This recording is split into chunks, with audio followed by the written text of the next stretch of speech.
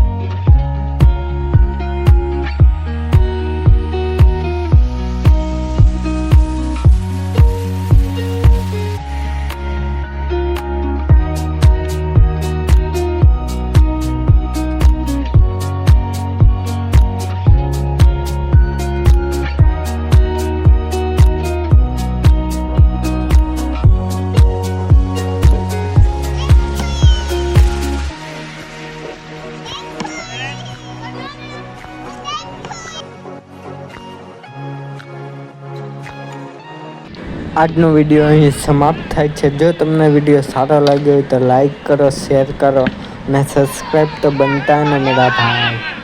Cricket જોવાની કેવી મજા આવી જરાક કોમેન્ટ કરી નાખજો મારા વાલા. મળીએ બીજા વ્લોગમાં.